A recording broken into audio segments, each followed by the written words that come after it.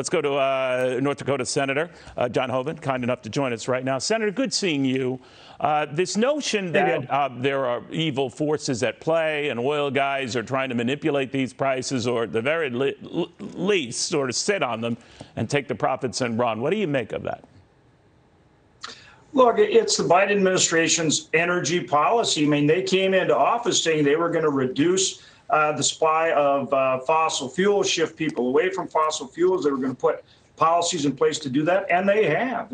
In fact, when the Biden administration started, we were producing 13 million barrels a day in this country. Now we're down to 11.5 million barrels a day, and that's because of their energy policies.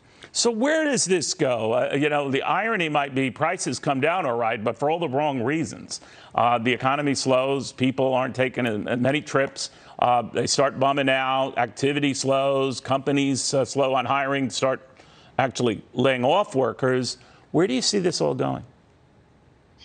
Right now, I mean, it's supply and demand. I mean, you know that very well.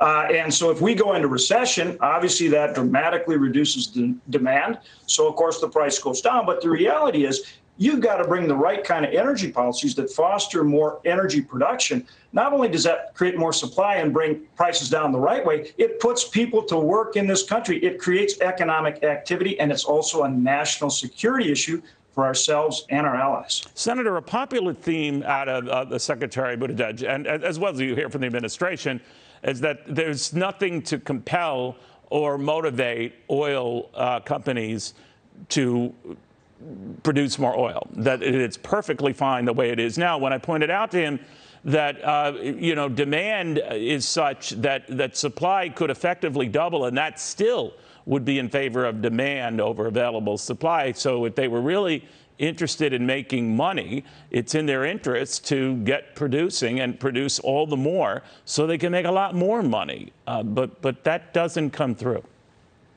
They're trying to produce more, but they're stopped by energy policies of the Biden administration that prevent them from producing energy on federal lands, both onshore and off, from policies that restrict their ability to build the needed facilities, whether it's the Keystone XL pipeline or expand refining capacity. One of the bottlenecks right now is we don't have enough refining capacity, but they can't get the permits to expand the refineries. They can't get the permits to build the infrastructure. They can't get the permits for the leases they have on federal lands. So they're blocked there, and then they can't get more leases on federal lands. So again, it's the energy policy that is preventing them from producing more supply here at home. At the same time that this administration goes to Saudi Arabia or asks Venezuela for more supply, that's ridiculous. We need to do it here at home. The administration needs to take the handcuffs off our energy producers. Well, we've got plenty of it here, to your point, Senator. Thank you very much. John Hoeven, a beautiful state of North Dakota. If you're looking for summer trips, that is a great place to go.